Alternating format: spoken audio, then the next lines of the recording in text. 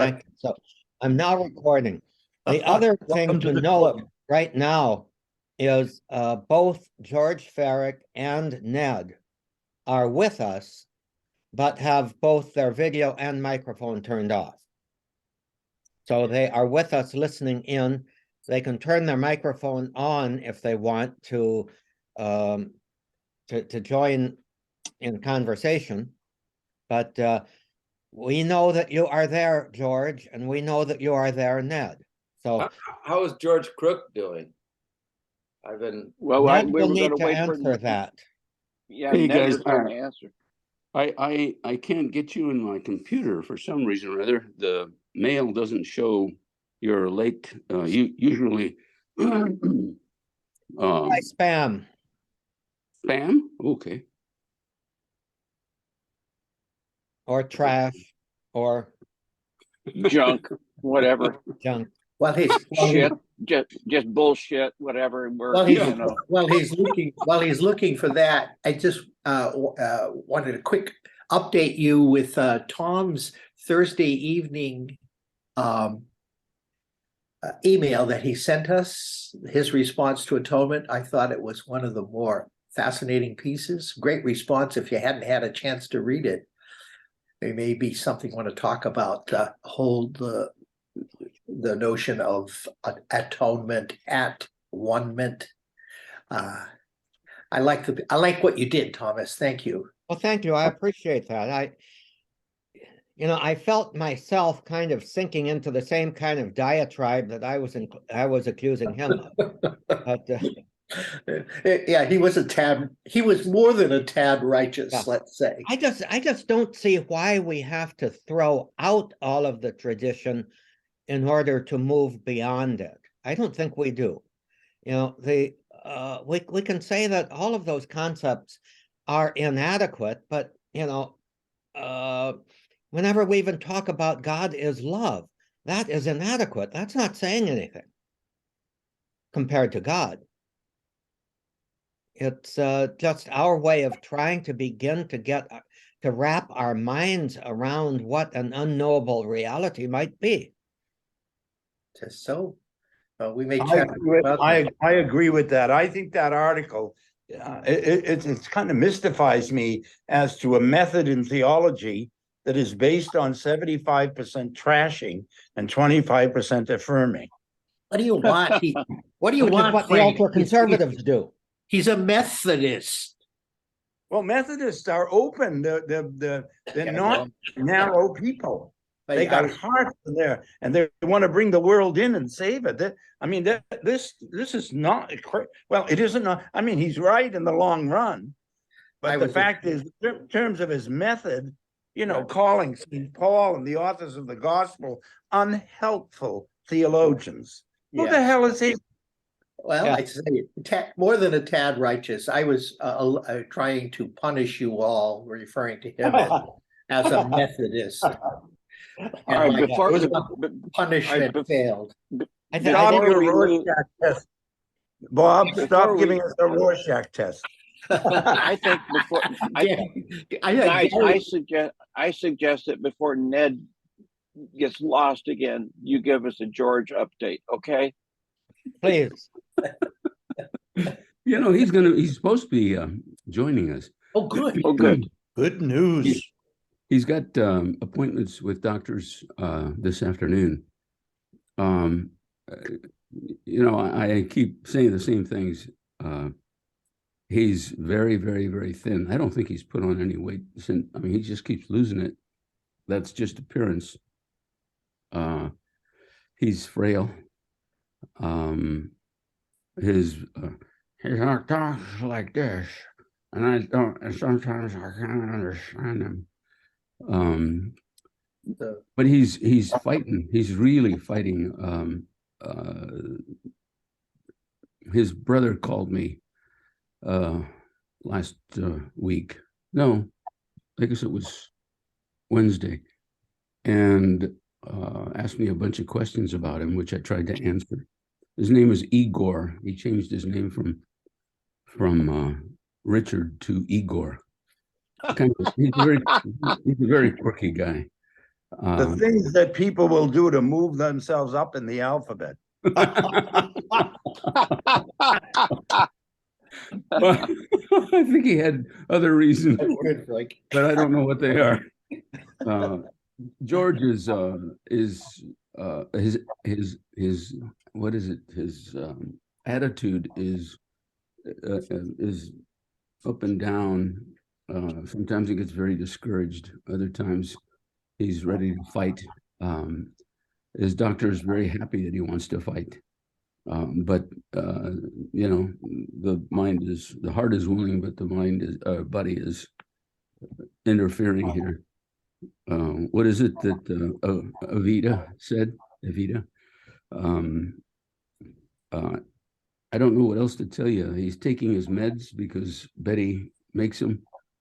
He eats because he's forcing himself to eat, not that he wants to or that it tastes good. Is he undergoing chemotherapy, Ned? Is he doing chemo? The plan is to continue chemotherapy, not of that whiz-bang kind that had been touted so forcefully, but that turned out to be a bust.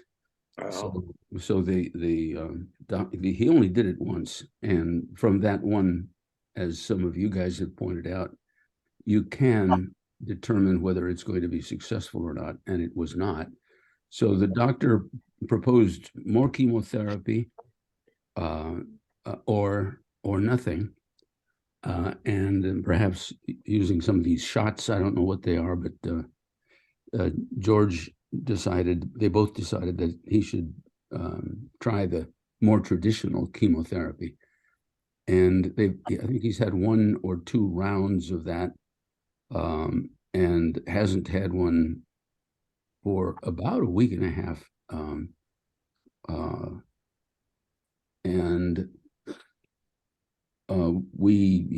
He's calling, asking me to find priests who will come visit him and celebrate Mass. He really, really would like to have Mass celebrated. Paul Dotson, I think you've talked to Paul, haven't you, Ned? I think you did. I know Paul. Yeah, Paul I talked to him. Oh, Tom, you did. Yeah. Tom did go to say Mass for him one day. Yes, he did. He did, and he was very happy about it. Yeah. And yeah, I think we're gonna get Tom to do that. Yeah, Ned and I were talking about it, but you know, I wonder if maybe I should just call and make my own arrangements, I because think that's a good idea, Tom. because my time doesn't always match up with your time, and maybe if I just did that directly. Yeah. Right. Yeah. You know, on that same point, Ned, would he welcome visits, you know, outside of this time from the rest of the group?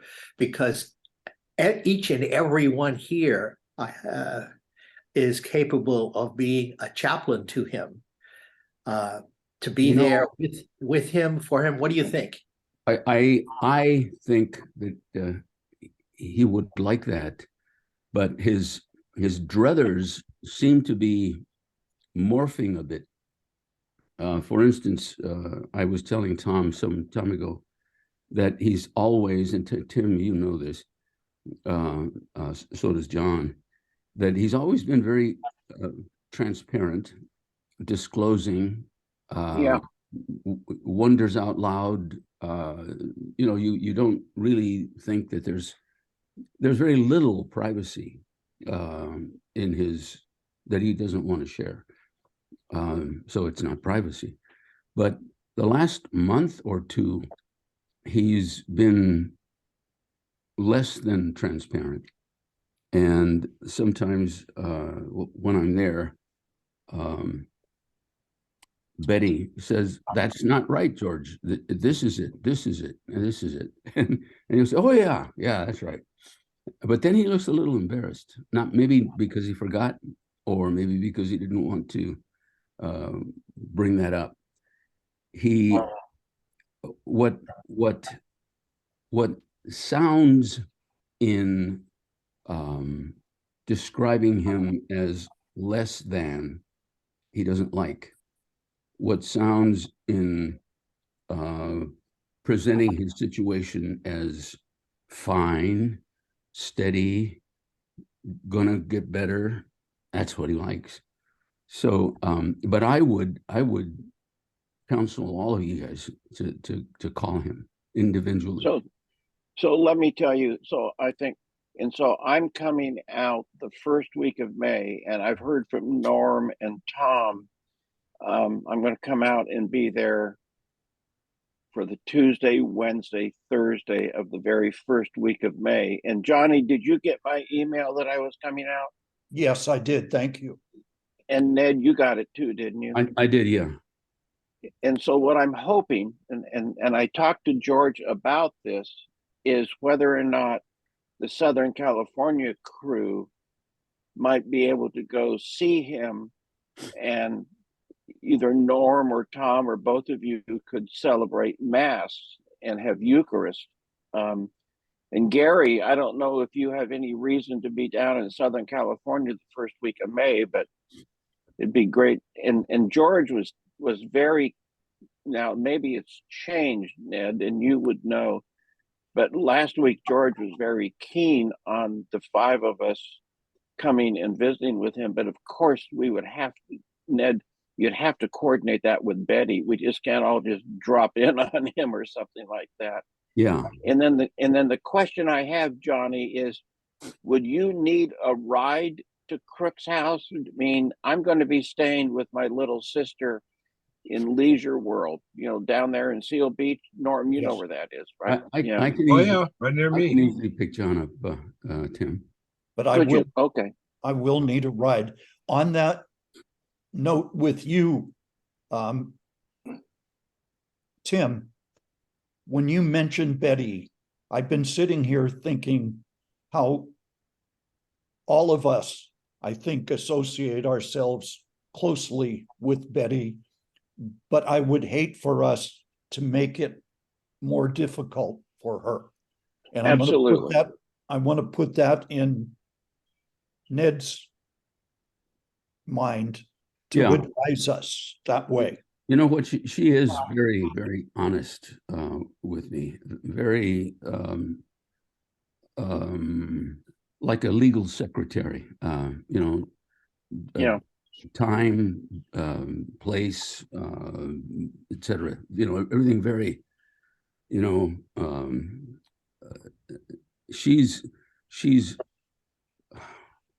She's worn and having trouble. So the way she handles it is by being very precision-like, and she's always been disclosing to me when I can't get a hold of George because his phone mail is full. I call her or text her, and I get a very quick response, and it's always very clear what she's saying. I'll call and see what kind of coordination is needed. But Tom, I think it's a good idea. You call him, you make your arrangements with him, and if I can join you, that'd be great. Yeah, I think that would be best. And driving is no problem with me, so I can make it up there too. Great. And John, I can pick you up anytime that we decide we can go as a group or just as you and me. Thank you. Ned, I have a favor. Would you, what I'd like to do is go up and just see George on my own for a bit. And then, and so I would want to coordinate that with Betty. If you could text me Betty's phone number, cell phone number. Sure. My sister says, "Oh my God, you're going to go up to Glendale." She says that's such a terrible drive from Seal Beach. Is it really so bad if I avoid rush hour? I mean, I have not driven on the LA freeways in 50 years, so I'm asking you guys who do it all the time, how bad a drive is it? It's not horrible. Here he is calling. Hello, George. Norm, what did you say? It's not terrible? I drive up You there all can't the get time, into it? so it's not that bad. But you're in Sylmar. Okay, do you have the link? Oh, I'm not in Silmar, I'm in Long Beach. No, he's in Long Beach. Oh. No, Norm's at St. Matthews in Long Beach. Yeah. Okay, let me, I don't know where it is, man. I'm in Fullerton, okay, and it takes me an okay, hour and a let half me sometimes. text you the link.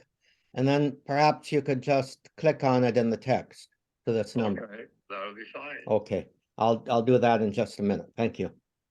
And Norm, See you shortly. hey, Norm, send me your cell phone number.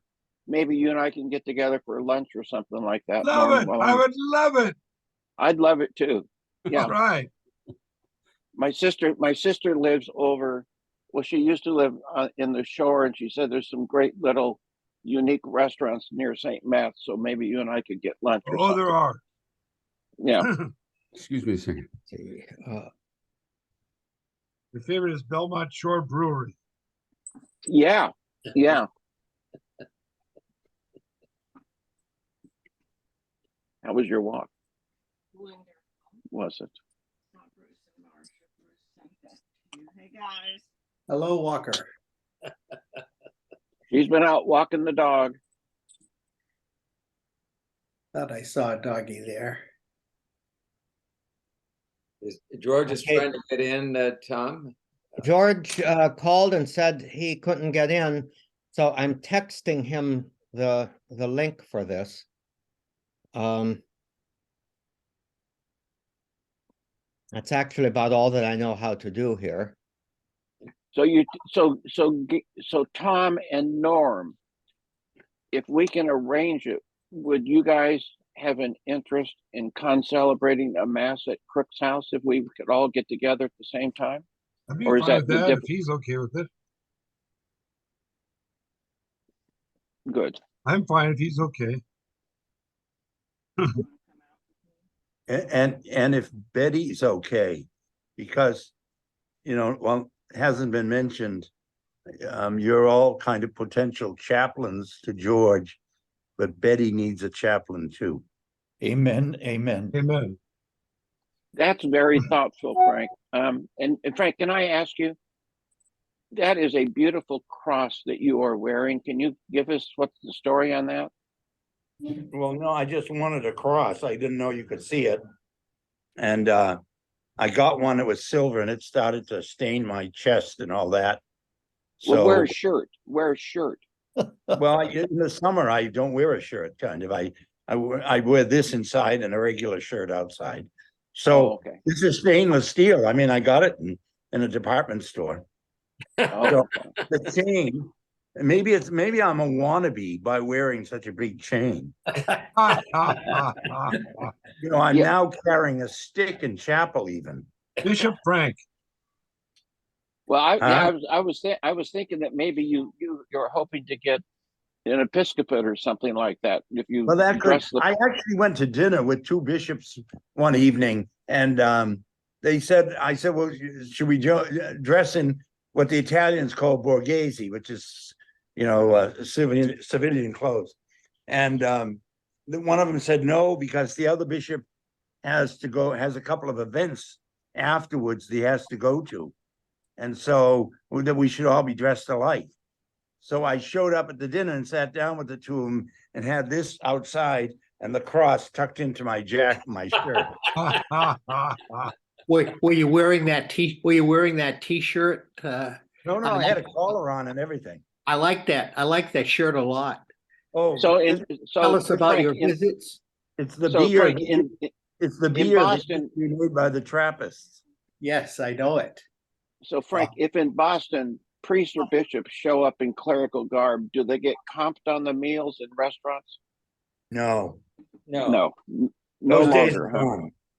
Those days are gone. You might get a consideration on some other things, but you might get a free drink or something like that because they're so delighted that Father drinks. Don't they know?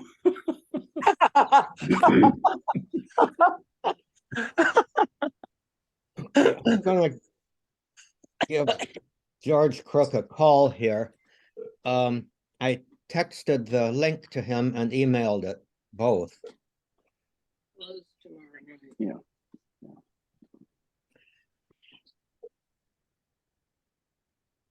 I hope he gets a. And what happened to Ferrick? Only in upon.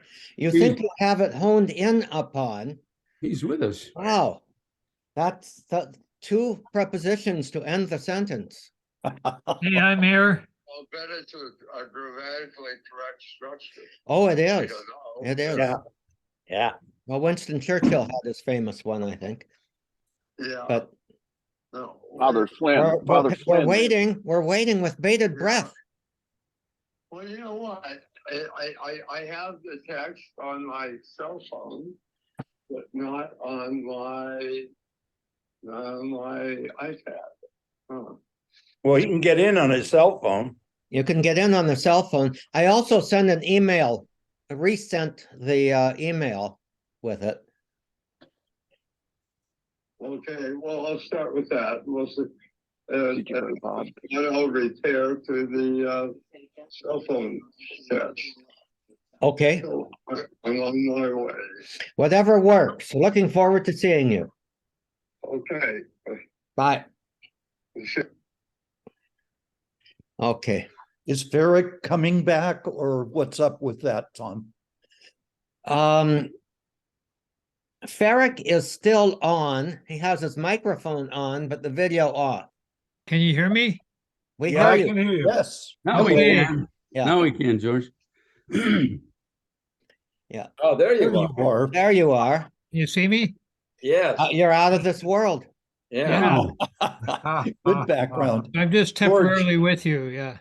I've been thinking about you a lot this week because the North American synodality report just came out. And there was a quote in there that went like this: we need to look at one another through a lens of spiritual friendship and treat each other that way. And much of the focus was on youth in general and young women, which, Norm, has to make you and me very happy. So I was just hoping for your feedback. Have you seen that, Ferrick? And do you have any response or reflection yet on the North American synodality group? Well, just in general, I think it's great what's happening, and it kind of reminds me. Have you heard about the new documentary about Pope Francis that's on Hulu? About him Yeah. meeting with about, what was it, 10 or a dozen youth? Yeah. Johnny, that's what is bringing to mind, that he had a discussion, and it's on Hulu if you want to see it. Okay. It may be on some other venue. I forget what it's called. Bob, I do you think know it's what done called? by Disney. Yeah, right. Disney is the one who's, I don't think they did it, but they're the one who's putting it online. But yeah, I think the whole thing of listening and canvassing for viewpoints and then reflecting on it and trying to head into the future, especially with youth and women, Mhm. I think that's a great idea. Well, the National Catholic Register called it a disaster, so it must be good.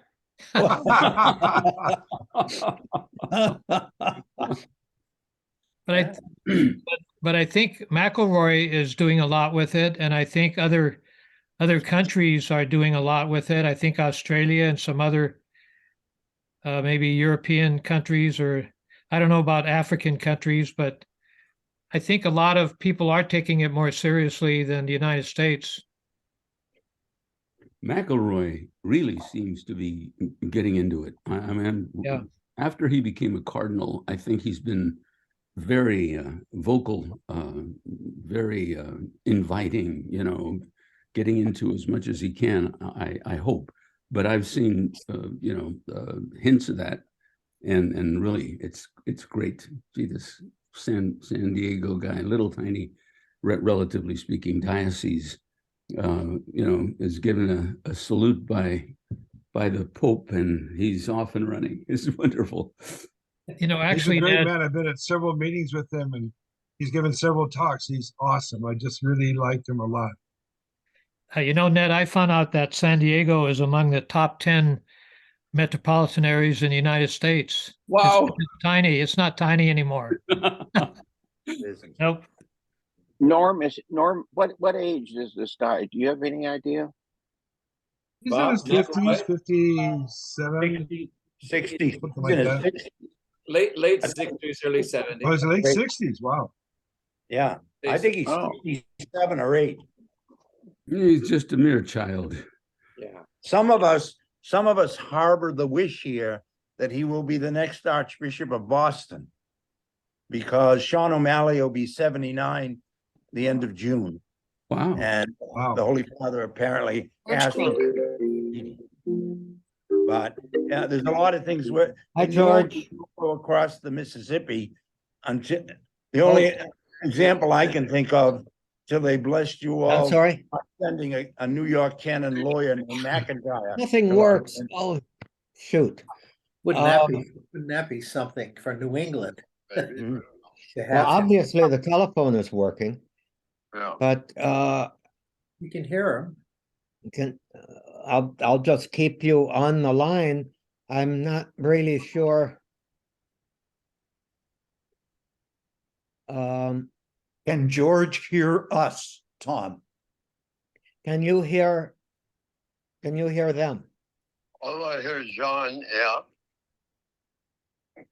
Okay, You can hear me, George, right? The audio sounds good. Sounds like you can hear all of us, I hope. okay, well, Too bad there's not a teenager in George's house that can go get him turned on right. that's quite true. Right, Tim. That's quite true, and Let me go back to something that Frank mentioned about Betty needs ministry.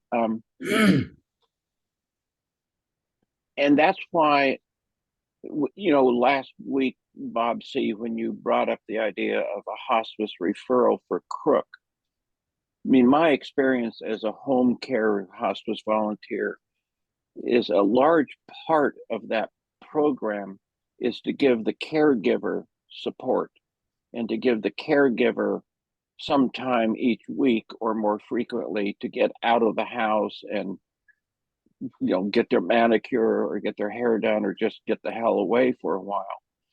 And Ned, if she is 24/7 caring for George, she's got to be wiped out. Just Well, she was. We had a caregiver coming. This very nice Filipino lady who George is having trouble with.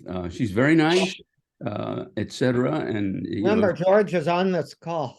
hi, George. Hey, can you hear me, George? You won't leave me alone. I was gonna say, did you ever meet a bossy Filipino? Filipina? Yes. How often is she coming, George? Only twice a week. Oh, I thought it was a 5-day week for her. Yeah. Is there anybody else coming? I understood from Betty that that this was something that had been provided for long ago. No, it just started. No, I mean the anticipation and the payment for it and all that stuff. Anyway, it's okay. anyway, so go. While George is on the line, tell us what you think his problem is with the Filipino lady, Ned. Oh, Well, he thought, didn't you think that when she helps you, George, that she's got tender hands? Well, she's got all that going, but if I I said, well, I'm going to take a shower. She says, oh, I'll help you. Well, fuck, I know how to take a shower. What if you slip, George? What if you slip? What if you fall on your butt and break a hip or something? Well, what? You take the risk for that. If you were in my position, the risk of that would be some woman. You don't know. There's nothing she hasn't seen, George. She helps people like this all the time. There's nothing she hasn't seen. So now, wait a minute, you guys, you've not seen George naked. How do you know? To say, if she's seen it before, it won't bother her. And if she hasn't, she won't know what it is. There you go. There's also, remember when George got his thing caught in a zipper. That's right. He had his imperial expansion. Do you remember that one? Where his testicles grew to be, penile exercise, as they call it. But anyway, my wife had much the same, George, when she had her stroke. They told her that this would happen, and Ed, the nurse, would be in to help her with her shower in the morning. And she said, "No, he won't. No, he won't." And so then later, the priest came in to visit her. Some of you may know him, Dave Heaney. Oh, yeah. Yeah. Well, Dave's like Hollywood handsome, Oh, so yeah. he came to see her in the hospital, and the nurses said, "Who is that man? Who's that priest? He's so handsome, da da da da da da." She said, "Well, he's someone I kind of know, but he just came by because he heard that men were giving me showers." My wife, Darlene, had him to her women's group.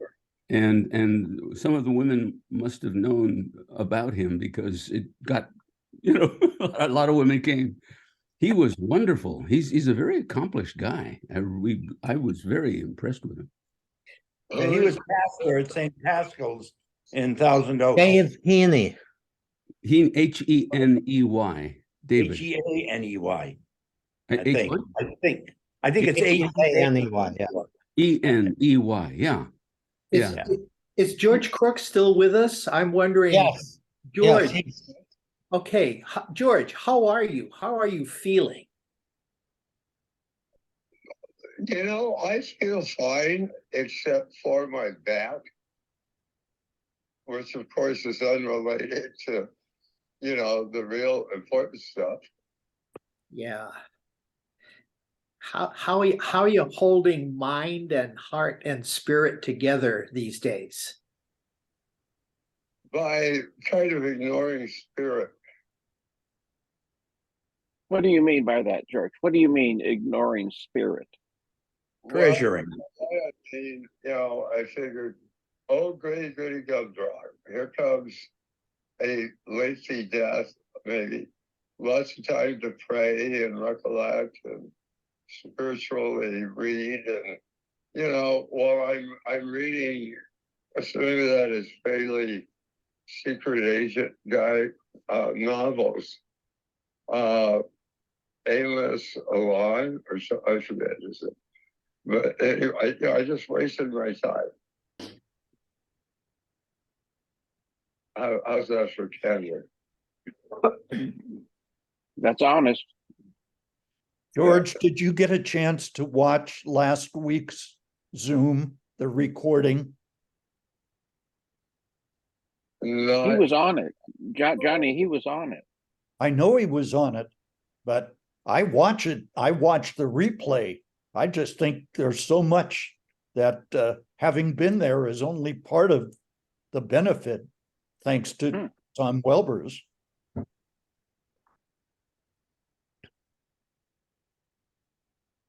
So, Johnny, what about the replay last week? What impressed you?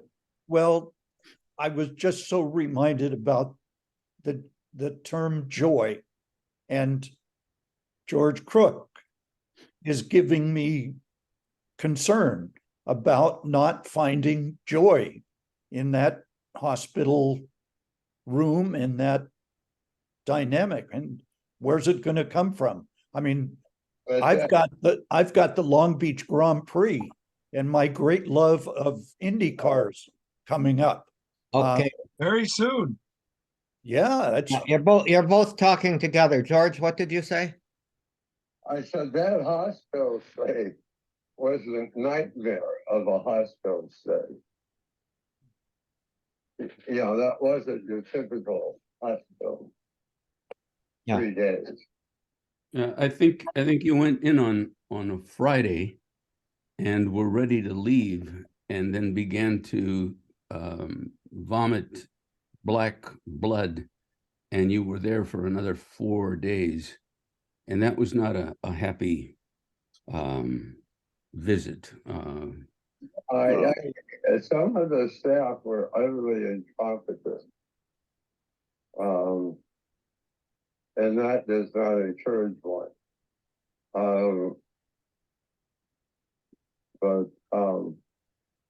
You know, better a few days with that than unintended to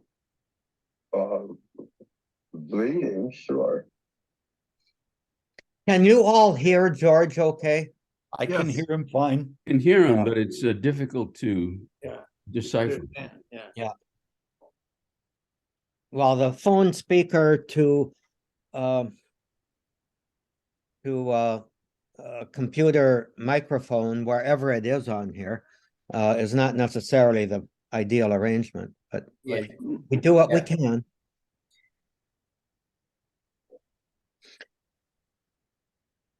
George, you're going to a doctor's appointment this afternoon?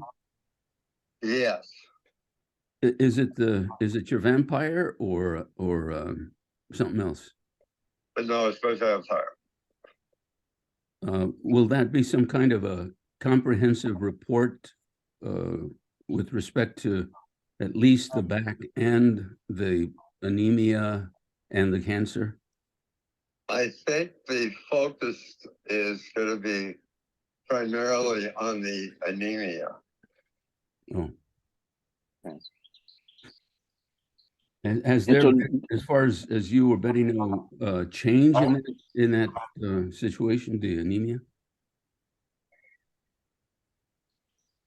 I don't think so.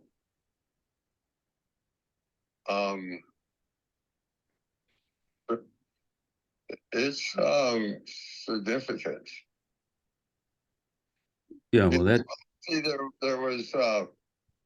there's a wild card here, which was I had some internal bleeding, which is what kept my counts down, etc. Is the hemoglobin count up above 8 now, or get up to 10 or 11 or somewhere? Yes, it's well, last Tuesday, I guess, it was in the 10-ish range. Oh, that's great. Yeah, which is fine if it'll stay there. Yeah. You were going to go through a renewed round of chemotherapy. Has that materialized? I know you had 1 or 2 rounds. Any more? No. Is that intentional? Yeah. They did give me an infusion of platelets on last Tuesday. So these enriched infusions of platelets. Is that it? Yeah. Well, they were giving me what do you call it? Chemo pretty much every day for those 3 or 4 days. Because I it would go back down. Yeah, I remember they were giving you infusions of units of blood, and the hemoglobin wouldn't move, and finally it sounds like it's up to the 10 mark. Glad to hear that. Me too. George, I'm always interested, and actually there's beginning to be, like Harvard University has a joint doctorate in medicine and divinity. And I'm interested, as St. Gregory the Great was, in the parallelism between healing and the life of the spirit. Yeah. And trying to impose that, not impose it, but talk to doctors about it, because it's something that almost every patient is sensitive to in some way or another, that healing and the life of the spirit have a kind of a real interaction, if you will. Do you have any observations on that? Not yet. I hope to. Okay. Because I think you said something about the spirit, and I wondered if that's where that was going.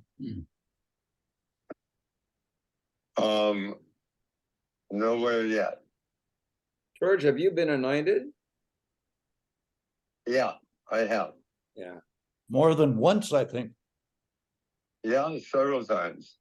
So can I suggest, George, this is something that happened to me when I was in the hospital at length, that you're a primary teacher of the possibilities of that, and that you give it some kind of serious thought, because of your real serious illness, but the combination of that and your deep faith. You could teach us all something about it. Well, okay, that's a worthy endeavor. Put it on your bucket list, George. Put it on your bucket list. Yeah. I thought that would rockets would go off. Anyway. Well, I think it's very hard to pray. I'm sure when you're in a really in a tough situation. I know for me, right, most of the time my prayer now is just to kind of sort of rest in God, let God kind of carry you. You know, And that's not difficult when you're in that situation. That's almost natural. Is that right? Okay. Brother Lawrence of the Resurrection, the practice of the presence of God. It's not effort. It's not counting off beads. It's simply being, relaxing with him. Yeah. All you can do is get someone carry you. That's all you can do. The difficulty that I've run into, and I'm in touch with a number of people who are going through something similar, is that they are so schooled in, I guess, what would be the old school ideas of prayer as fulfilling certain actions and having certain feelings that you're supposed to have, and all of that, that they seem not really able. It's almost, it's very difficult to how would I say, help them to let go enough to allow that kind of prayer to take place. That's right. Every time there's this woman at Nazareth House that I'm in touch with at least once or twice a week, and she's in terrible, terrible, terrible pain and has multiple problems, including a variety of mental illnesses that she's very, very well aware of, and it becomes very repetitious, oh yeah, I can do that. But she has to keep being reminded that she doesn't have to fulfill her own expectations of what prayer should be like. And it's not easy for her to let go. Right. That you're vulnerable on your body and spirit. Yeah. And someone in a way asking you for radical trust. And that's a huge burden. That really that's only something that comes to us by the grace of God. Yeah. And it's so it's a huge, I'm not suggesting any of this is easy.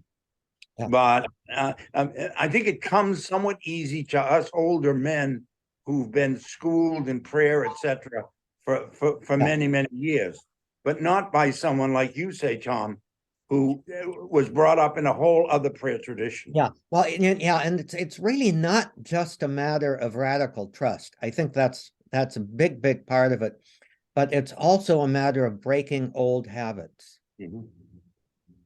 or old expectations. Tom and Frank, you guys, I think have just summed it up. When Mike Clements was declining, at one point he asked his wife to leave the room in Nadina, and then he said, "Ned, please help me understand prayer." He was in the seminary for 12 years. He was one of the premier organizers in Southern California. He was always, in my mind, praying in his organizing work. He could be a bit harsh, but he wanted to get stuff done. It was, we've got to get this action in, and we need the result, and then we need to adjust the next action to take advantage of the experience we've had, etc. And when it came to prayer, he said, "What is prayer? What is it? I can't get a fix. I say my prayers. I say the rosary, but exactly what you guys were talking about. I said it's a conversation, and it's letting yourself go and be like you were talking, Frank." And he had a hard time understanding that. And Tom, getting out of the habit of these, the rosary, the normal prayers. One of them for him was the Saint Michael prayer, defend us in battle, etc. And I said, I'm not sure that's all that, keep the horrible demons that are out there doing their best to capture you. Heaney gave us a good talk about that. He said, don't give the devil anything. If you can do it, don't even pay attention to him. And it's hard. It was hard for Mike to do that. Don't you think, I think I don't know who said it, pray the way you can and not the way you can't. And, whatever a person does, if it gets them somewhere in the presence of the Lord, but it seems to me at a certain, I love, years ago, I came across this centering prayer, and it just more and more, it just become like, for me, it's just, I have a little word, Lord Jesus, that's it. And it's like a sacrament. It's almost like a little word that just, when you're kind of there and you catch yourself distracted, the word just helps you to bring you back to rest in the present. What was it Saint Teresa of Avila said? It was wasting time with my friend who is God. And when you're it seems like George knows this now in a way. I've seen people be in that situation. I keep trying to imagine myself, and I hope that I would be at least able, I don't know what else I could do. I think when you're finally unable to do anything, you're not in control, and all you can do is just let God take over, I guess. I don't know how else to say it. That in the anointing of a sick, Tom, you've done this, and Norman, you've done this often enough, that Frank, that Matthew, was it Matthew 11, when come to me, all you who labor and are burdened, and I will give you rest, and take my yoke upon your shoulders.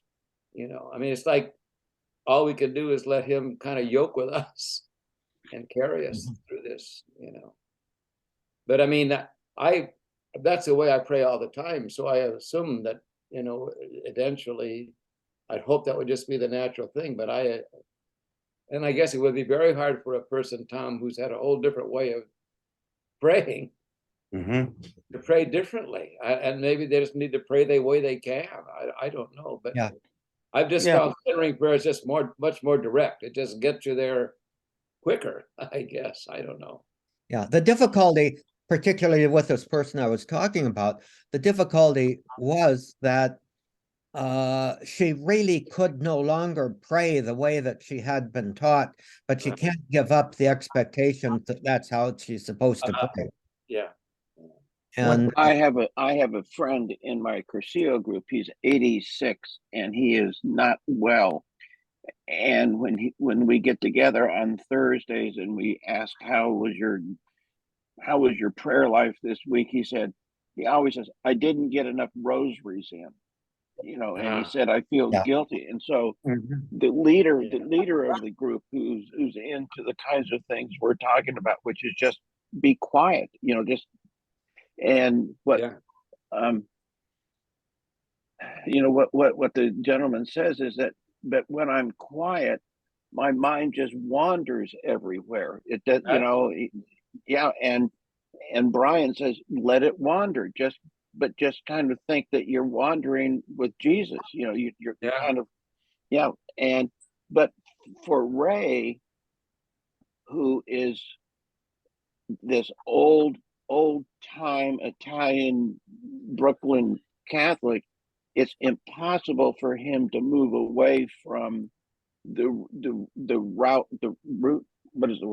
routines of like the rosary or novenas. And so I just wish that I would have learned how to pray the way we've talked about today. Just kind of be in the presence and don't worry about distractions. Don't fight the distractions. Just, go with it and just be with Jesus at that time.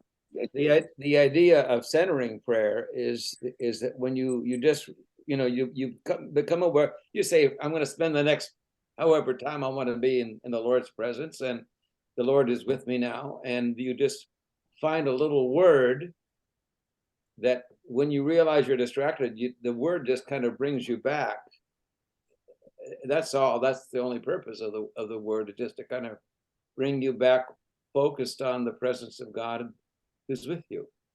And I'm sure none of you guys have to get up in the middle of the night for bodily functions, but when I'm waiting for that moment in my life.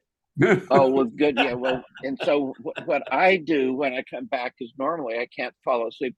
I just say, Holy Mary, I just have this kind of like, not a rote thing, but I just keep saying the name of Jesus come, and it's great. It's great. That's exactly it. That's One of the things about getting up in the middle. Sometimes you get up in the middle of the night and say, which bathroom should I use? But one of the interesting things about the anointing of the sick, the first prayer in anointing of the sick is wordless. The imposition of the hands. Mm-hmm. And traditionally we call that the pouring out or the sending down of the Holy Spirit. And that's fine. But there are times when I wonder whether or not, rather than sending down, are we being sucked up into the life of the Spirit? And so, this notion, I think, also of a sick person, I always ask the family if they're there to come around and raise their hands, Yes. etc., and do that in silence. yes. And explain to them, we do this at ordinations, we do it at, at confirmations, we do it at baptism, etc. And it's almost as if the impact prayer over a person who's sick is silence. Yes. Yes, I have everybody lay their hands on the person, and we just spend I don't know how long, just quietly, Right. and that's it. Right. These examples of bodily prayer. George is wanting to say something. It might be difficult if everyone's talking. Well, I'm sorry, but one of the things I find interesting is that the two priests who have anointed me seem to get awfully nervous while they're at it. I have no idea why, but they do. That's too bad. What's that? Almost jittery. Yeah, I'd understood that they were very peaceful and calm, you know, and able to simply communicate the presence. Father George, what's his name? Montague? No. Anyway, he was a Jesuit who was very, very, very big on contemplation. Would started off the way Gary was saying. Maloney, that's right. And he taught me to simply say, Lord Jesus. Right. Just Lord Jesus. And he said, those were, and it's the beginning of centering prayer, when, as Tim says, you're wandering all over the place, saying those words and not minding that you're wandering, those words bring you back. That's it. And it happens 4, 5, 6, 8 times. Yeah. That your mind goes, but then Lord Jesus. Yeah. Lord, and pretty soon Lord Jesus is about the only thing that's there. That's it. And sometimes I'll just stop, and you're in this place of peace and support. I mean, you feel the presence. I don't know whether you get sucked up or he comes down, but you know that you are together. That you're with someone, and it's so wonderful. Maloney's book, Invaded by God, has been very important in my life. And I think that's probably where the idea of sucked up comes from, if you will, because he talks about the fact is that in prayer, we are drawn into the life of the Trinity, because as you know, he's very much influenced by Eastern theology. Yes. And says that, you know, the role of the Spirit and the Trinity in our spiritual lives is actually not neglected, but it is not front and center in Roman theology as it is in Eastern theology. So this notion, it's interesting you should mention that, because this notion of being sucked up into the life of God is a concept that I kind of got from Maloney. Yeah, he was something. And he was very, very much leaning toward the Eastern spirituality. Right. He lived in Seal Beach. I don't know, I guess Tim's gone. No, there he is. He lived in a home in Seal Beach, and he celebrated Mass every day, and a bunch of people would come over, and we'd take these walks on a pier that's there in Seal Beach, and he'd say, stop and take deep breaths, and you're at the ocean, and he had a peace about him that was it was constant with him. He was always peaceful. He'd get excited when you start talking about the Holy Spirit, but otherwise, what a guy. I think he was buried in the Orthodox Church. He was. He in the end of his life, which I think he died in 1980, if I'm not mistaken. He was actually a Ruthenian Orthodox priest, but interestingly enough, was never asked to leave the Jesuits. Yeah. And he died being cared for by another Ruthenian Orthodox priest and his wife, I think either in Memphis or Nashville, and is buried somewhere there. Yeah. Yeah. Yeah. It was. I'm being very distracted by Norm's video. Are you okay, Norm? I don't know what's the matter with my video. It keeps blinking. It's crazy, I know. Jumping all over the place. I There you know. are. Thank you. Now you're I back. think my computer's dying. Oh, Can you plug Maybe, it I in? don't know. put your hands on it and say a prayer. Let's There you go. all impose our hands on Norm's computer.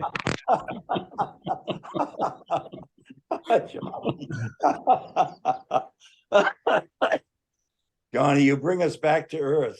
It is. Now that I'm on scene a little bit on prayer, I want you to know that at least twice a week, I watch the entire 2 hours Wow. of Zoom. It is prayer time for me. And I pause at insights that maybe I didn't catch the first time, but I sure highly recommend at least one review of the video. And I thank Tom Welbers for how you've inspired my prayer life. Thank you, friend. That's very interesting. You're welcome. I think Tom, in your role as facilitator, given that you've got a lot of time on your hand, you should edit the video Oh, highlights. and cut out all of the commercials and just It takes time. yeah, Cut out the organ recitals. yeah. Yeah, that'll bring you down to about 10 minutes then. Yeah, or You less know, than I've 10 actually thought less of than doing 10 that. You know, minutes. We have actually, what, 2 years worth of videos? Oh, wow. Are they all out there still? Yeah, they're all up there. That's You know, one of the things that I need to do is, at this point, probably, resend everyone the link to the playlist, because they're all on a Thank playlist. yes, That's one, yes. number one. You can go back into history. And number two, I will send the most recent copy that I have of everybody's contact information. Well, the other thing I'm wondering, Tom, is there any way that we can make some money off of these? why. That's my secret. Well, I mean, You still want to be a bishop? Tim, that's my secret. Yet another okay. thing. And so, this kid who was arrested the other day, this 21-year-old kid for disclosing all of this top secret stuff. Keeping documents, yeah. Yeah, I mean, I'm wondering, Tom, are you doing that on the sly, kind of selling this to right-wing militant groups in the church or something like that? The CIA raises its head again. The CIA, I think, would be very interested in what's going on in Norm's school. Yes, me too. I'm very interested too. I think Norm's hacked. Norm is being hacked. That may That be. happened. Can I just pass along to Norm, if your computer's dying, then use your cell phone. At least for now. That's really distracting. It's harder to see everybody on the cell phone. Yeah. Yeah. You guys aren't going crazy, just me. Oops. The rest of you look Whoa. great. Well, Norm, maybe it's a time to invest in a new computer. That can be. I don't know. I have to get one of my computer guys to come up and look at it and see what the story is. Yeah. Did we lose? George, are you still with us? Who have we lost? Who did we Daily. lose? Frank Daly. Daily. All of a sudden, the screen froze. Haley and Norm. Arm's here. Frank's gone. Norm, we've got you with your arms outstretched in this beautiful white. I'm praying for you. How Okay, about, is that what it? Yeah, you look like the Holy Spirit. how about George Crook? Are you still with us, George? I am. Yeah, no, I wanted to just tell you a story that I came across, which was one of the better examples of what I sort of think of as bodily prayer rather than saying a whole lot of words. And it was an interview with Rabbi Abraham Herschel, recalling his Selma march and across the bridge. And when they asked him how did he do it? And he said, well, my legs prayed the whole way. And I thought that was so right on. And I'm sort of thinking about your situation. And without a whole lot of words, you don't have to say words, but that basically you can just offer up, you know, my pain, my current situation.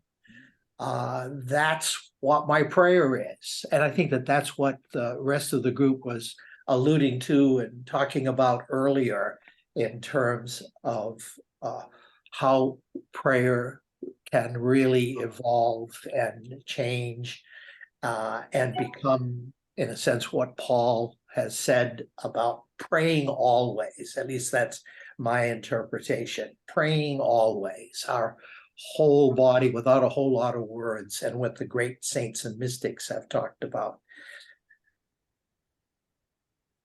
So George, let me ask you a question. I'm coming out the first week of May, and I want to see your bloody ass. Should I coordinate with Betty, but rather than with you directly, George? Yes. Okay, all right.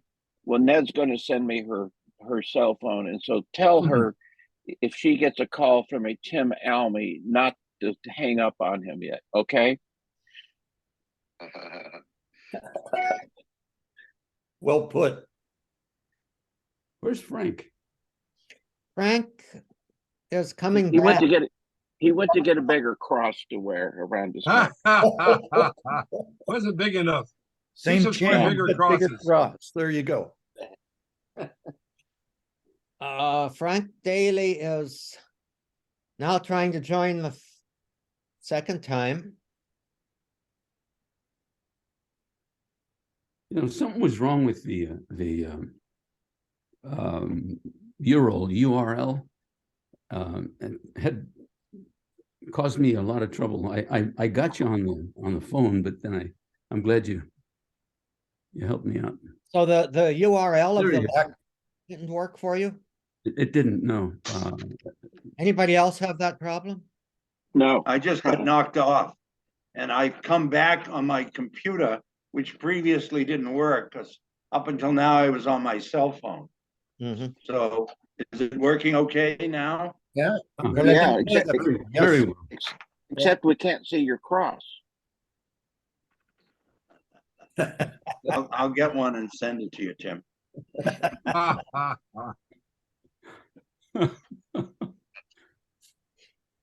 Oh,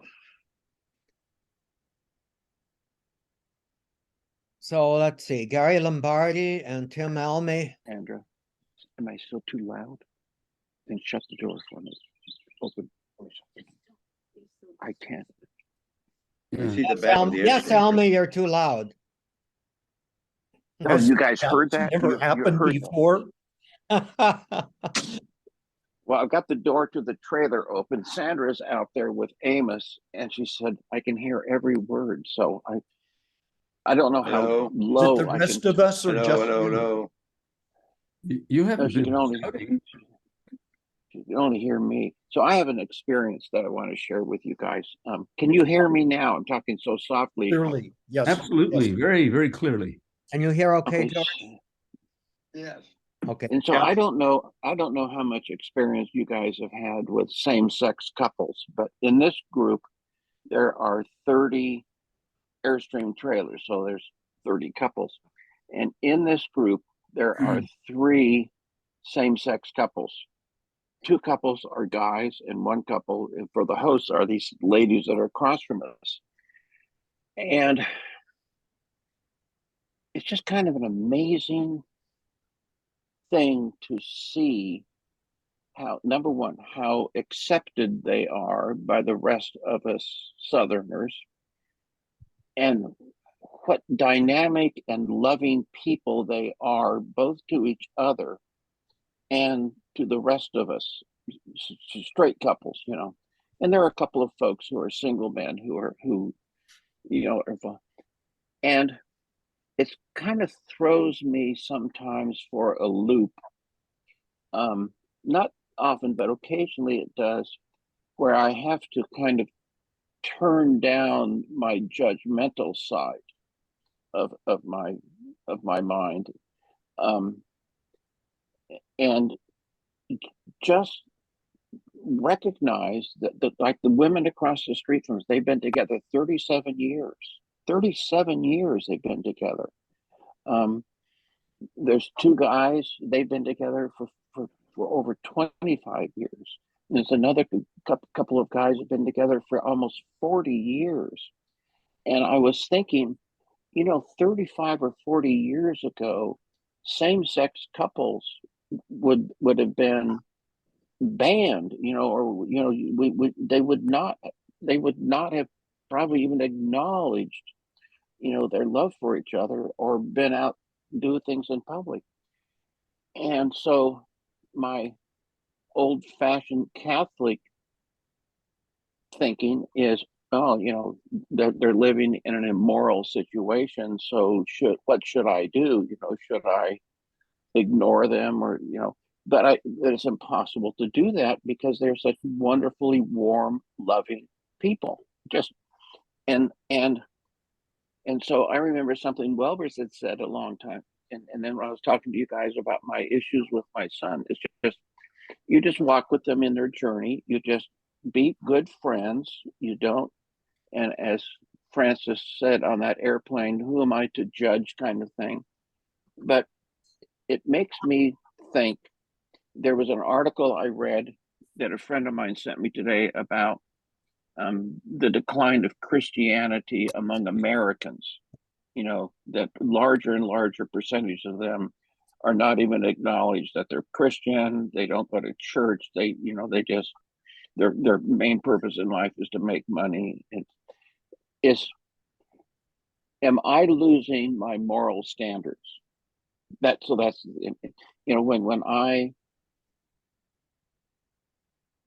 when I behave towards these three couples in a certain way where I consciously don't judge, have I just forgotten my moral standards? And so it's sociologically interesting to see how people receive them. And so just one other thing. So last couple of weeks ago, we were down in South Carolina, big Airstream rally. There were 500 people there. And one of the guys who's on the board of directors of this group is one of these gay guys who I was talking about. His name is Bob, and he's been with Wayne for 25 years. And so a friend of mine overheard some folks from the Charleston area, there's an Airstream club in Charleston, who said, well, we're going to leave the group, when Bob becomes president, because we cannot associate with a homosexual, and we certainly can't associate with anybody who's in a homosexual relationship. So they're going to leave the Airstream group for the year that Bob is president. And I thought, okay, is that me? Do I sometimes have those feelings? And I do not, and I couldn't live with Sandra if I had those attitudes. But it's an interesting thing to be so close friends with so many gay couples, same-sex couples. It really is. And I just didn't know if any of you guys had those experiences with same-sex couples, that were good friends of yours. Tim, Our church. I right at the crossroads, and that's what I'll call it. Our family talks about it this every once in a while, and one part of it doesn't want to even acknowledge, wants to simply keep away. And then we talk about, we need to love our neighbors. We need to love the people around us. Love them. Okay, I love them, but I don't want them around. When Father Martin, James Martin, said that one of the wonderful things that he was waiting for was to be able to see two gay couple kiss in church. That just, oh my God, and so there's this, yes, I love them. I will accept that that is something that they are living. But when they behave, when I think about their behavior, Yes, yes, yes, yes, yes, yes, yes. it drives me nuts, they say. And I'm struggling because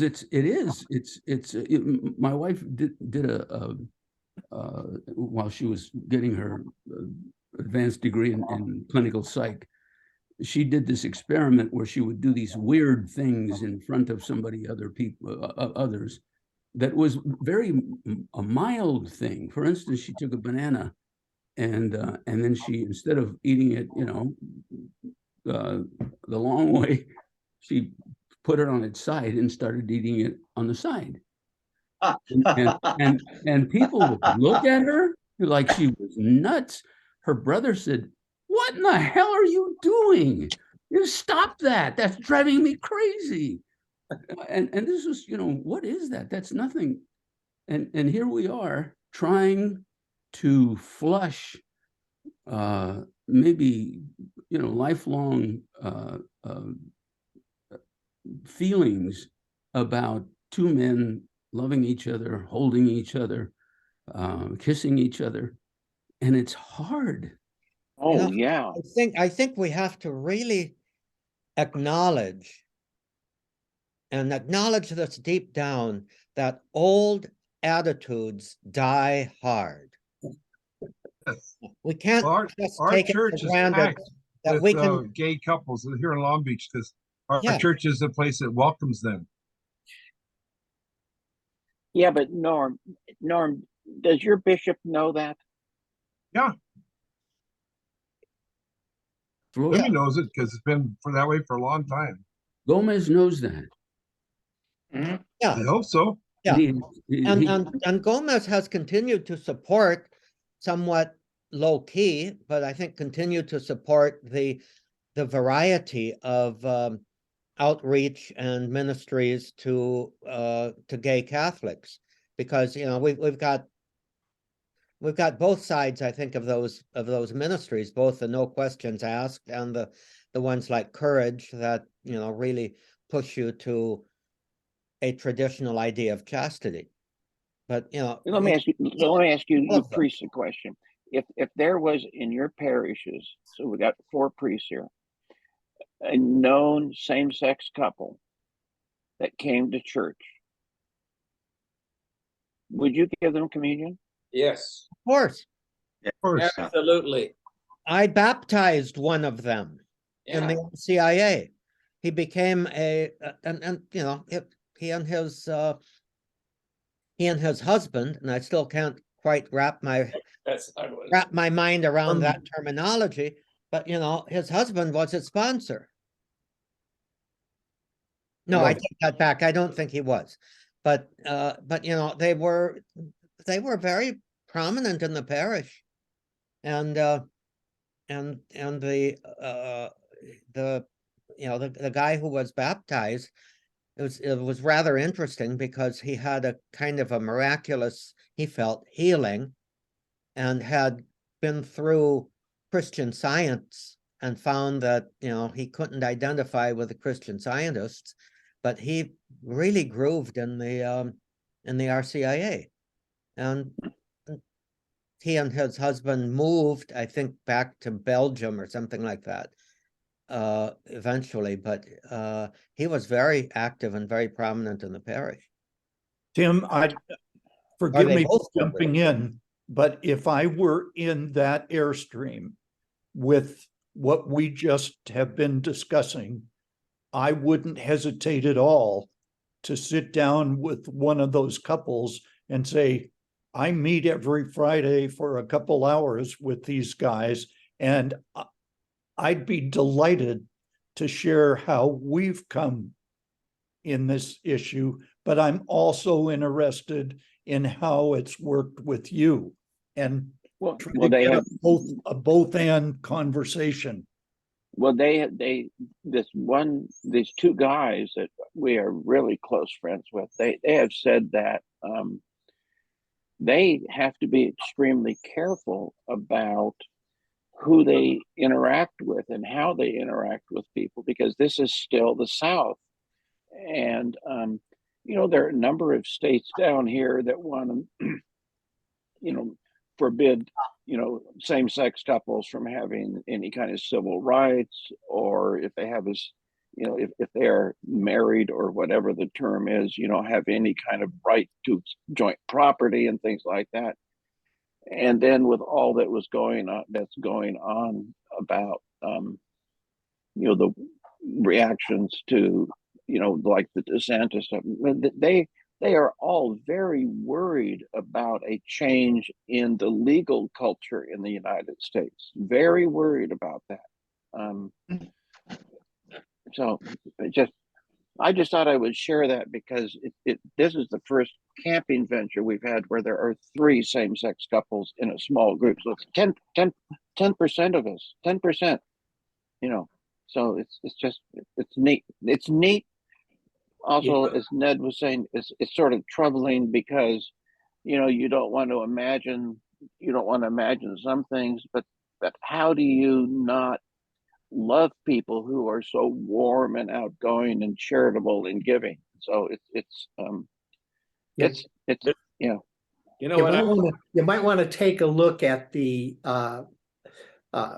link that George Ferrick sent out yesterday to the Corpus blog report for yesterday, for Thursday, that weekly.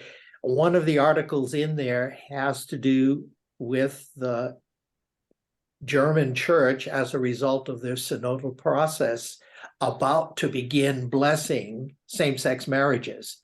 This is the German Roman Catholic Church. Yeah. You might want to just take a quick peek at that.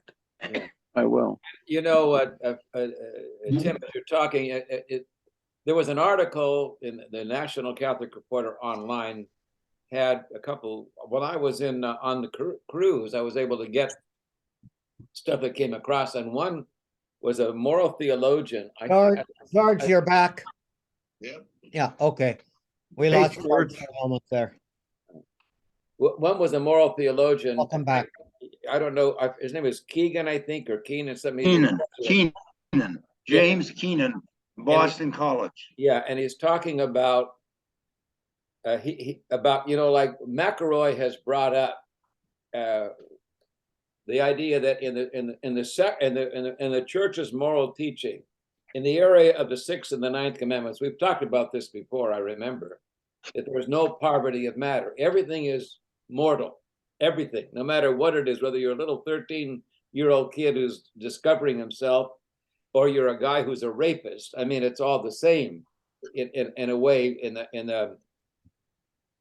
And he's talking about how that idea of the poverty of matter kind of developed. Different. The church didn't pronounce on it. It just various moral theologians who are saints now have said something about it, and it became kind of enshrined. That's a really good article. He made a kind of a observation, I think it was him or someone, that our moral teaching in terms of sex is more of a priori thing rather than a ground. I mean, it's not based on knowing the actual lived experience of people. It's like you have a certain principle. The semen must go into the vagina, into the vessel. That's it. And that's the natural law. That's what makes it whole. Outside of that, the semen needs to be deposited into the vessel, and that's how they call the vagina, and based on that, that's their understanding of sex in the ancient world. But it's an a priori reason. It's not based on lived experience. You're experiencing people who are homosexually inclined, who love each other. Yeah. And their act of sex, whatever that is like, I mean, it may be, they might not want to think about what you and your wife do. I mean, it's just the other way used to do. Yeah. And you don't do that in front of other people. Certain things are reserved for privacy, in a private life. But I think our whole moral teaching and I think the German bishops are probably moving in that direction. the moral theology of the Roman Catholic Church needs to be rethought. That was a great beginning article. That needs to be spun, and people need to be thinking about that, because that's part of what I think I need to understand, so that my sense, my feelings can then begin to grow and be accepting and flush, as Thomas says, how hard it is though, but flushing all of the stuff that we have in there. The article said anything that's sexual is mortal sin. Oh, absolutely. I mean, and it can't be that way. Lou Franz was, I don't know how many times when George and I were visiting him at, I'm wondering why it was so many times, but he said the church has to grow in its understanding of sex and its place. I just think that these goddamn moralists, they picked on us in the most vulnerable part of our lives.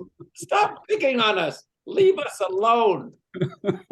Well, I mean, does anyone really believe that a boy or a young man, exploring himself is enough to break his relationship with God? Not in any way, shape, or form. So I think our moral theology is kind You're frozen, Frank. of out of date. In other words, we need a new sacramental theology that sees the sacraments as relationship, not necessarily as a penal code. Penal in the sense of penal. And so, on the other hand, and Bob, I'd be interested in your comments on this. I'm not sure that the same kind of uptightness is true in other parts of the world. And I'm wondering if there isn't something in the American male psyche that makes us all a little insecure, that if we do certain things or show certain openness to things, someone might call into question our sexuality. So that if we show sympathy to a gay couple, or if we defend them, or if we do something that someone may say, that was beautiful, it was kind of feminine or something like that, that it's a quick turn to say, I wonder about him. I don't know.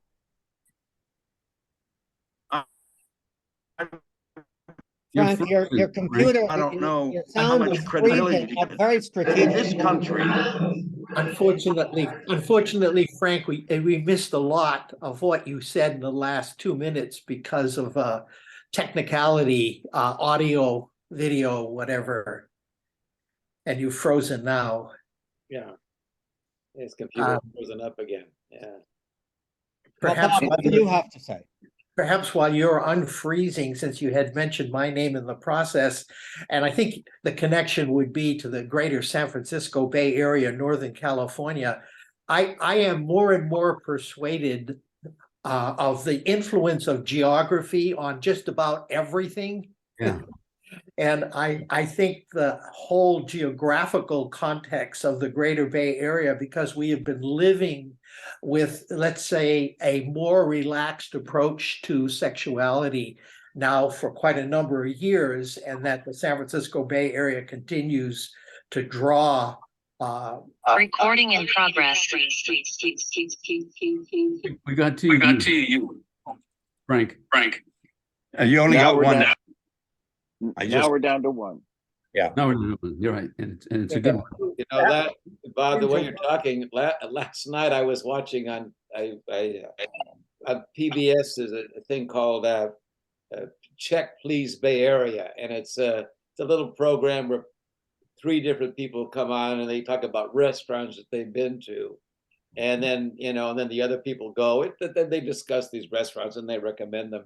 And there are 2 men and a woman besides the host. Both of the men talked about how they, my husband liked this particular dish. Both of them, and it was the most natural. I mean, I'm sitting there. Right. It's the most natural thing in the world. I mean, they're just sitting there talking, everybody's smiling. I'm You saying, know, you almost expect that out of stuff that comes from San Francisco. yeah, I know. Do you guys know? I'm sure you do. Boniface Ramsey, Tom. Okay. Boniface Ramsey, Frank. Yeah, I know who Boniface Ramsey is because he was the subject of a controversy about a letter that he wrote to Cardinal O'Malley and claims that O'Malley ignored it. And O'Malley's response was that he never saw it, that his secretary kind of forwarded it to someone else. Well, he's at least knowledgeable. He's written this book, and I just started to read it. It's about the fathers of the church, and the reason I connected to this conversation that we're having is because he's saying, you know, we've got these floating definitions of what a father is. You know, it's got to be in antiquity, holy, orthodox, et cetera, et cetera. And he says, we really have just made up these criteria. But the, you know, doctrine develops. Yes, it does. And we've got to understand that we've got John Henry Newman and others that are long, you know, are far from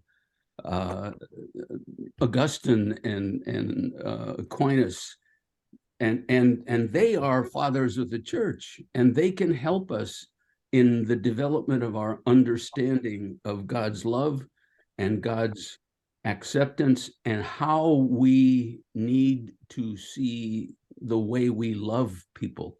Yeah.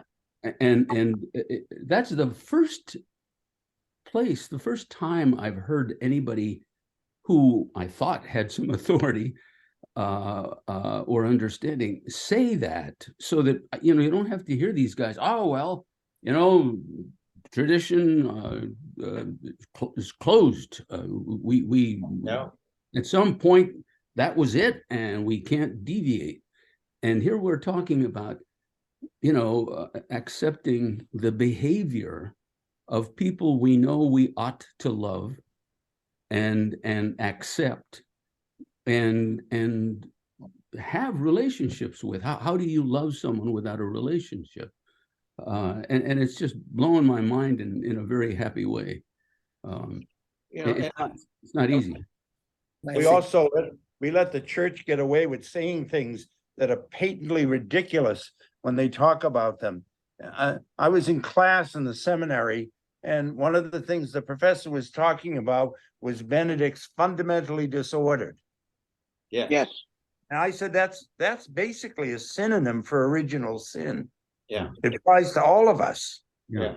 Why do you separate it for this particular sin, which in a list of sins in St. Paul, I don't know the citation exactly, but there's a list of all these sins.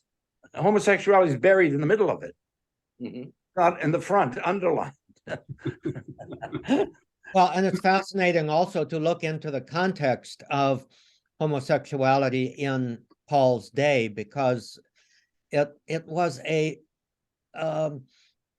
kind of an elite plaything. You know, you used your wife for reproduction, but if you really wanted to be satisfied and be sexually active, well, you know, find a teenage kid or two or three, and that was the kind of the thing among the elite, the cultural elites in literature at the time of Paul. And he was addressing, I think, more that sort of exploitative crap than he was how people actually love one another. And help me understand something. Okay, so this is coming from the least seminary educated of all of this group. Okay. But I always believed that doctrine was immutable and changeable, and that we simply, as we went through time, we would discover more of what the teaching is. So how can doctrine change? I mean, and that's kind of what we're talking about. Maybe I'm misunderstanding, is that as we've come through time since the early church fathers and all of those writings and Augustine. So if doctrine can change, then what is the truth? How do you does truth then become time relative? Is what is true today not the same as what was true 1500 years ago at the time of Augustine? And so you guys are confusing me. For openers, thought, for openers, I'd like to make a little distinction here between truth and human language and concepts expressing truth. Yeah. Okay, explain what you mean by that. How we express truth, That's perfect. how we express reality, let's say, is always going to be subject to development. But that doesn't change the reality behind it. And all right, I'm confused. So let's take homosexuality. Okay. Not a doctrine. but Tim, before you get, let me just say this: that we would all know the Second Vatican Council talked about the hierarchy of truths. There are truths that you would call immutable and central, and then you have all kinds of other things that are not central, and like birth control is not central. Okay. It is not central, and neither is homosexuality central. Jesus, the creed is central. Okay. That's is abortion central? Is abortion central? No, abortion central. One thing that would be, no, abortion is not central. Human life is central. Okay. See, I think you can always look behind these particular aspects and say, is there a deeper principle at work? You know, with regard to abortion, it is how do we, human life demands reverence. How do we best reverence them? And then you're going to get into all kinds of things like how do you balance the life of the mother with the life of the unborn baby? You know, that sort of thing. Those things have to have some degree of situational understanding. And I think you could call it you know, relative balance of values, but behind that all is the balance of the dignity, the sacredness, if you will, of human life. Similarly, sexuality. You know, you can't, I don't think you can really consider sexuality in its wholeness without the biological oriented towards conception aspect of it. But you can say, you know, in our situation, we have to see other values even as immediately more important. You don't have to deny something to say that in this situation, another way of valuing it is more important for us. You don't have to deny it in order to sort of reassess values. Does that make sense? Ned, does that help you? It does, but my understanding, or at least the conclusion that I've come to, is that Jesus gave us, as Lou Franz used to say, rock bottom principles. And those principles are what we need to understand so profoundly that we can then apply them as different aspects of human living show themselves. And we've had these understandings that are so deeply ingrained in cultures that often need to be blessed and opened up by these rock bottom principles. And I think that's what we're doing now. I have to, Yeah, you looked a little. I have to discover a little bit of humor in that. Jesus gave us rock bottom principles, and we have spent 2,000 years arguing about them. Yeah. But But if we but have to there's- go, Frank, go. I mean, it kind of pains me, and Bob, I apologize for doing this, but Bob and I are both ordained priests. That's a teaching of the church, okay? But because of my circumstances, I'm now a functioning priest again, and Bob is not. Just because of the circumstances that I'm in, namely that my bishop has access to the Pope and his didn't. Yeah. But that doesn't change the fact that doctrinally we're both priests. So the problem is that we elevate stuff. Yes. When we talk about the rock bottom principles, if you want to call it that, and there is a sense of humor in that in terms of building your church on a rock and not and avoiding the bottom, if you will. But you know, the thing is that, you know, there is no comparison between the fact that Jesus of Nazareth is the Son of God and equally man and was raised by his Father from the dead, and whether or not you use a condom. Yeah, it's not the same. You're not in the same ballpark. That's right. No. Oh, Right. yeah. And there are these from these rock bottom principles. He said it so many times, I guess it's just part of my vocabulary now. But from those, prayerfully, and in concert with us, we begin to decide as lovingly as we can and how we apply or reapply or develop those truths. Yeah. And when, you know, I think all of this, frankly, I think historically got really bad once infallibility was passed. Oh, because that became a jam. I mean, a spread that you put on everything that came out was infallibility. When in fact, infallibility number one is not a charism given to the Pope, it's a charism given to the church. Exactly. Number two, it is not something that the Pope can do. It's what he can't do, namely lead the church into a destructive pattern because of what he may say about a doctrine. So the limitation, and then I mean, then John Paul II in this thing on women and women priests, he added on this thing, and it is to be held language from ex cathedra without ex cathedra. Yeah, it's dishonest. I hereby declare. Yeah, that's what he did.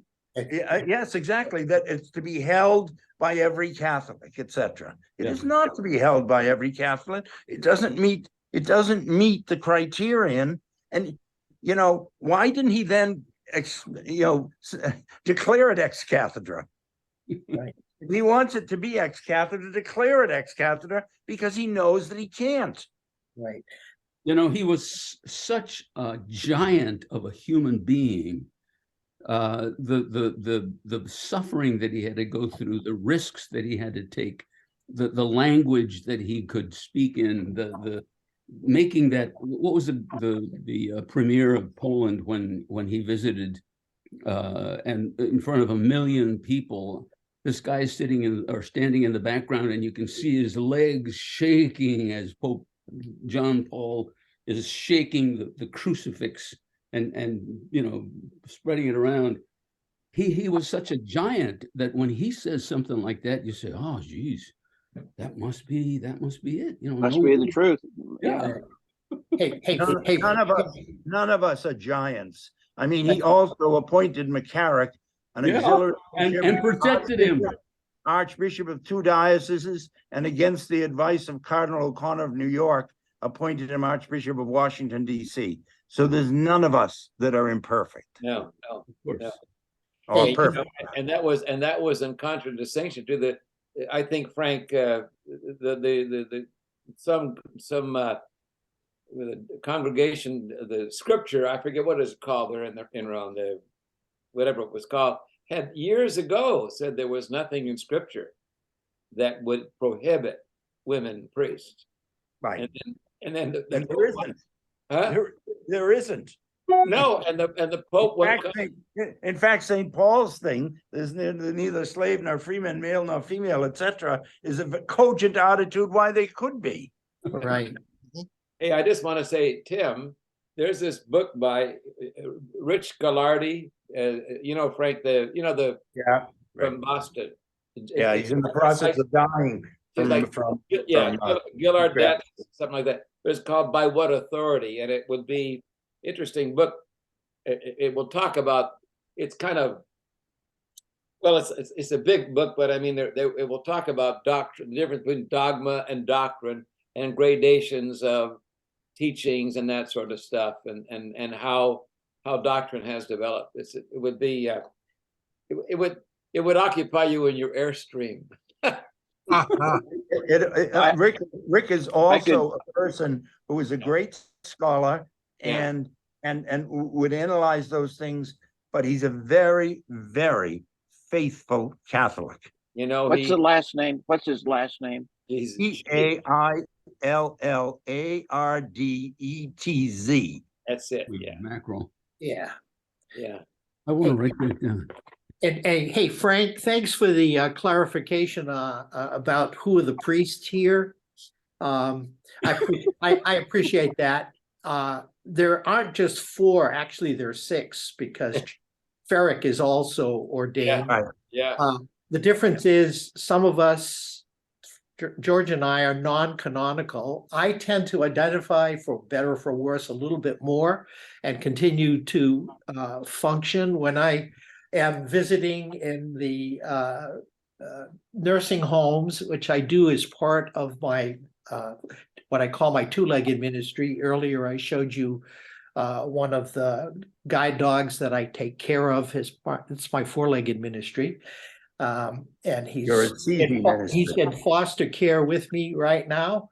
And I won't go into what it is because that would be a violation of his confidence, what his issues are. But you might be able to guess at any rate. So he needs a lot of R&R. So do I, but he's in a good environment.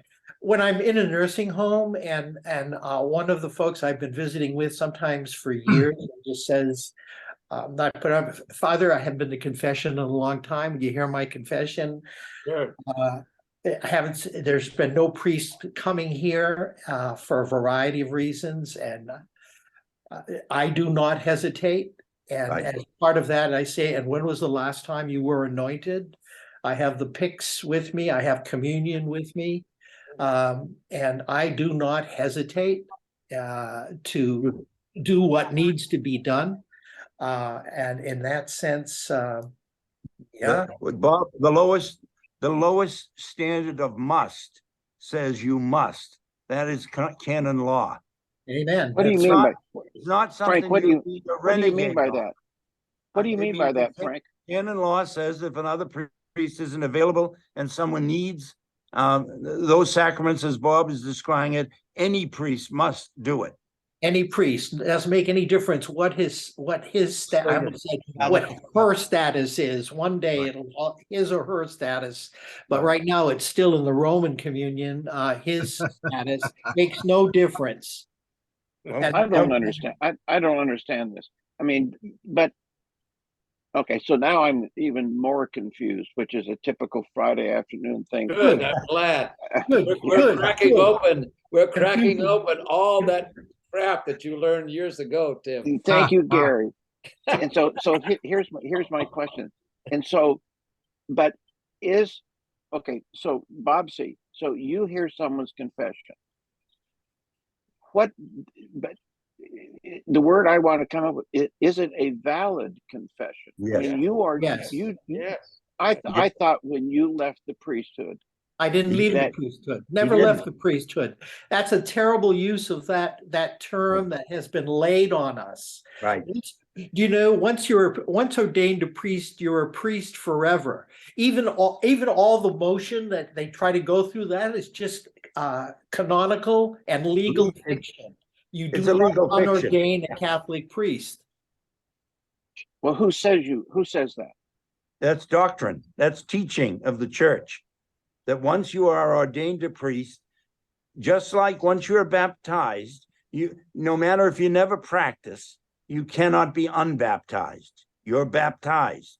And once you're ordained a priest, you can never be unordained. You can be, they can put in place a legal fiction, because they really doesn't have a sound finding in legal theory, a legal fiction that says that even though you're a priest, you can function. But oh, by the way, if the salvation of someone's soul is at stake, by all means, you must be a priest. Yeah, And Tim, if I Well can, put. if I can jump in, Tim. Imagine Bob in that circumstance. He is, or is he not, the Jesus that you and I know and love, and know he loves us? And that's Bob's vocation in that moment. But the church says he doesn't have the authority to do it. Yes, no, it Oh, doesn't. It says that he not only has the authority in the circumstances he's describing, but that he must do it. that's the point. Well, it's not a matter of having, whether you have the authority or the power or not. It's a matter of canon law prohibits the ordinary exercise of that ministry. Right. What do you mean by ordinary exercise? The Well, in In other words, in the non-emergency- extraordinary situation, you can do it. Sunday mass. Okay. But And you so know, Ned, you are back an in the old ordained- days, there's something that I can remember. I think it was Danaher, who made the point that if a laicized priest went into a bakery and said the words of consecration, the bishop would have to buy the whole inventory of that bakery that day. Which was, I couldn't believe just how we've got a bakery right down the street here, and there's You gonna go try that? I'll take That's that a nice- sugar donut. but Ned, What do you let me do? ask- Ned, What do you Ned, do with let the me- scones? Right. I think I'm the only priest among us here who has been elevated to the lay state. No, I was, but I have been. I say that tongue in cheek, but I say that know, with a lot, me too. with all seriousness as well. Yeah. Because Ned, I'm, yeah, in a sense, I am elevated to the lay state by virtue of baptism. I share in the priesthood of Christ, but I also share in Christ's priesthood through the laying on of hands and functioning as a Catholic priest now for well on to 60 years. Okay. And so, but I also have the advantage of having been elevated formally to the lay state. Frank, and you were as they too, say, right? as Frank and I have talked in the past, and as he, But he's braver because I abandoned my elevation. But Ned? the bottom line, Tim, is that Bob is every bit as much a priest as Tom is, or I am, or Gary is, every bit as much. Well, let's not forget Catholic- George Farrick, who is listening in. Oh, yeah. I can't see him, so yes, George, So, you're here. so Ned, let me ask you. George and I were Ned, ordained Let's not together. forget Fred, Ned, Right. who will Fred, be yeah. listening, who will be watching. Yeah. Ned, you are an ordained deacon, right, Ned? Yes, yes. Are there any, if I use the word prerogatives, are there any prerogatives that stay with you as an ordained deacon, although you didn't choose to proceed to holy orders? My understanding is that I was told that I am no longer able to exercise whatever prerogatives I had, which were a little dim to me anyway. There aren't many. But I'm a deacon. Yeah. So That's simply a were you- matter of preventative law. And so if Ned wanted to baptize his grandchild or someone else, he could go to the bishop, and depending on the bishop could give him power, give him the authority to do that, because he's an ordained man. Absolutely correct. Similarly, to officiate at a marriage. Exactly, Yes, yeah. exactly. Now to preach. And to preach, Yeah. Ned, to preach. Yep. Right. Yep. I think I'd blow the minds of my family if I ever tried to do anything like that. But I agree with you. I think that's right. I've simply been told you are no longer allowed by the central authority of the church to do that. What do you think? Now, when you say central, do you mean the diocese that you happen to be living in? I'm wondering if you moved to. No, you I Oh. had, what I was told when I finally decided and sent this letter and even offered to talk with, and Father or Bishop Manning asked me to come and talk with him, but I understood that had to be sent to Rome. The matter had to be sent to Rome, and there had to be concurrence in Rome that I would be relieved of my celibacy promise, and then I could marry, and then I was not to function as a deacon any longer. And all these guys that are being ordained now after being married, and you know, some retired, some not retired from their money-making jobs, are doing things that I cannot do. I bet that could be changed now. Well, you know, the original thing is the Roman bureaucracy run amok. There isn't any reason why a bishop, a successor of the apostles, can't make that decision in his diocese. Precisely. As, Aren't as we- a matter of fact, that was supposed to happen post Vatican II. Right. Aren't we now talking about very, very, very seriously? I haven't heard Francis say anything about it, but aren't we talking now very seriously about having the ordinary of dioceses making decisions with respect to annulments? Oh, yeah. He already does. They already do. Yeah. Oh, I didn't know that. Yeah. I didn't know that. I mean, Gomez can say, "Hey, don't worry about it. I accept that you had a divorce. I accept that it was not an appropriate marriage." No. Right. No. We're An talking, annulment basically is a juridical decision that the marriage was never valid in the first Never place. took place. Yeah. Never had the conditions, you know. right. The focus is on the inadequacy of the original consent. And that the ordinary can do now. Yes. Right. Yes. The In fact, principle. Francis has good. actually made it easier because he has this thing called the faster process, which is to be 45 days with no charge. When you have a case that is so obvious that everyone's standing around shaking their heads, like, for example, the young woman is pregnant. She doesn't want to marry this guy, but her parents make her. That's a 45-day process Yeah. in terms of annulment. That was me. Yeah. Well, what I would contend is that, you know, it's not the matter of a bishop being able to make that decision. It's a matter of the parish priest, the pastor, being able to judge the criteria for nullity or not. I mean, I think that would solve just an awful lot They of just got here. problems. They just got Yeah. here. We trained our pastors to act, and empowered pastors actually to do that. A lot of us did that anyway. A lot of us did that. A lot of us did that. My How wife, true that is. Internal forum, it was called. My wife.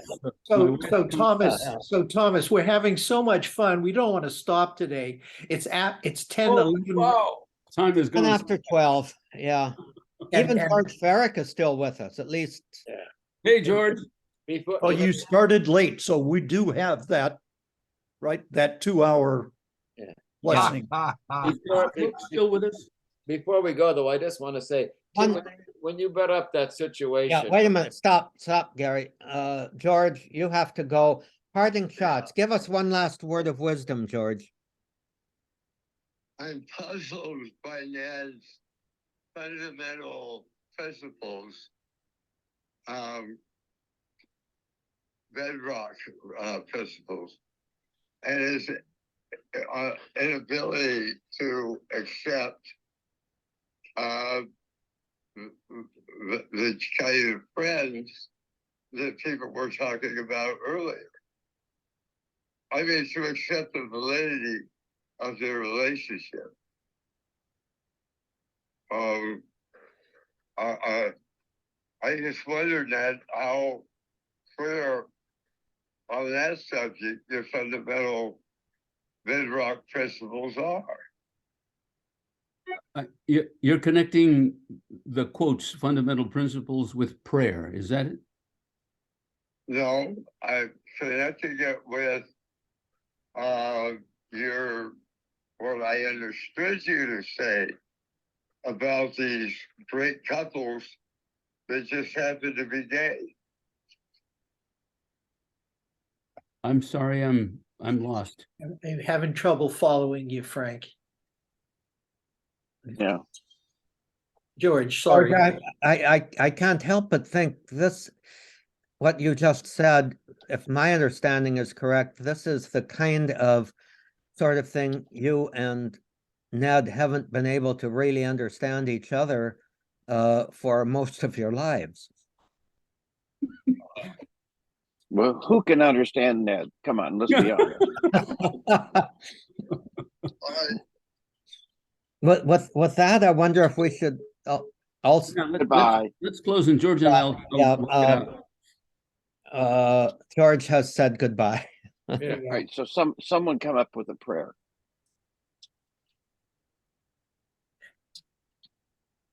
Loving God, Don't- we thank you for this time of being together as we seek to, in the words of your servant Augustine, let me know myself, let me know you. They're one and the same. Thank you for being there for us and allowing us to be with one another today. In his name we pray. Amen. Amen. Thank you. Bye, guys. Love you. Bye, everyone. Bye. Love you all. And Bye. this will be up very shortly.